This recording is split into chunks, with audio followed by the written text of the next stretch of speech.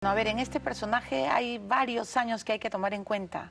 En primer lugar, 31 años de aprista, 25 años como bombero, presidente del Congreso, primer ministro durante el gobierno aprista. Estoy hablando de Javier Velázquez Quesquén, lambayecano de corazón, amante de la marinera y gran defensor de su pueblo. Hoy día tenemos 5 minutos con el congresista Velázquez Quesquén. ¿Cómo está? ¿Cómo estás, Milagros? Bienvenido. Gracias por la invitación.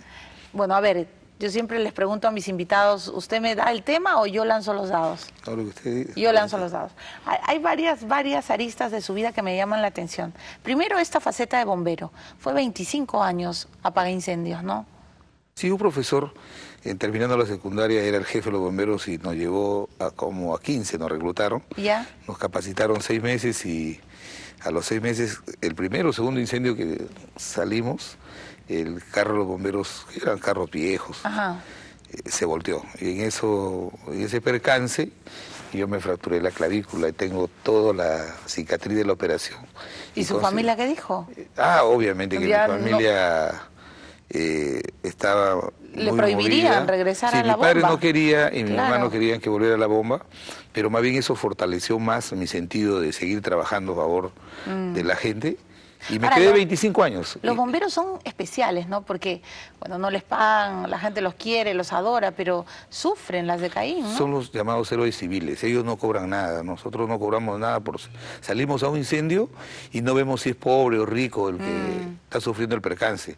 Y a veces la gente que sufre un incendio o es objeto de un percance no sabe ni el número de los bomberos. Y comienzan a decir, llamen a los bomberos, llamen a los bomberos. Pero nadie sabe el número de los bomberos y cuando llegamos dice llegan tarde, porque nosotros somos adivinos para saber también que hay percance. Claro. Pero ahora se ha especializado mucho los bomberos. Por supuesto. ¿Cuál fue su peor incendio, digamos, el más peligroso, el que tuvo que enfrentar? El del Mercado Central de Piura, que duró 2 días. ¿2 días? Sí, 2 días estuvimos ahí en Piura, en el Mercado Central, ¿no?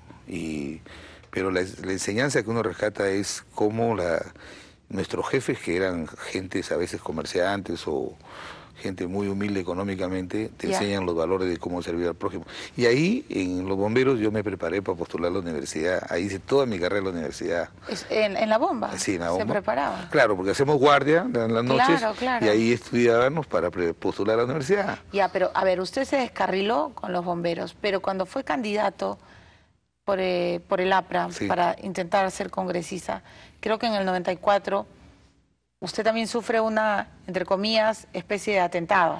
No, fue más que todo una confusión. Nosotros veníamos con 4 jóvenes que estaban auspiciando mi candidatura por primera vez al Parlamento de Cayaltí, y en un paraje oscuro los policías nos confundieron con unos asaltantes. Habían reportado un asalto 2 horas antes, una familia, y los policías estaban esperando que regresaran supuestamente los que habían asaltado. O sea, los policías pensaron que ustedes eran los malhechores. Entonces dispararon directamente al carro y murió ahí en ese atentado murió el secretario general de la Juventud.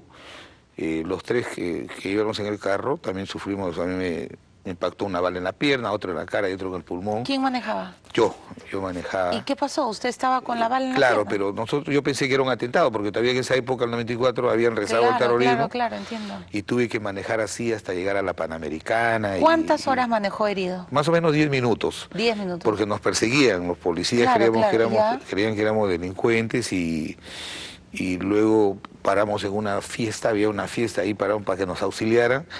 Y los policías de ahí recién se dieron cuenta que era yo y como me conocían, dijeron que se habían confundido, ¿no? ¿Y el dolor? No, eso en ese momento uno solamente repara, el instinto de conservación de la vida reparas en tratar de poner a salvo a toda la gente que iba conmigo, porque muchos de ellos me pedían que no parara, porque decían que era un as. Pero y qué fuerte que su amigo, su secretario, ¿no? Su compañero de campaña se muera al lado. Y me dio mucha pena porque él fue el que más estimuló ese viaje. Él llegó a buscarme, a decirme, oye, la campaña está baja, vamos a Cayaltí, y él fue el que señala el destino donde iba a perder su vida, ¿no? Qué fuerte eso, ¿no? Sí. Y con 2 heridos atrás.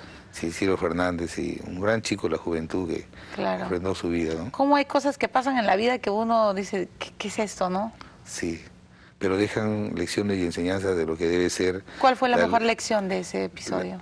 Bueno, en primer lugar, la lealtad al partido y Y a partir de esa responsabilidad, siempre siento el peso cada vez que asumo estas responsabilidades públicas de que ha habido mucha gente, inclusive como este chico que ofrendó su vida para que yo pudiera estar en el Parlamento.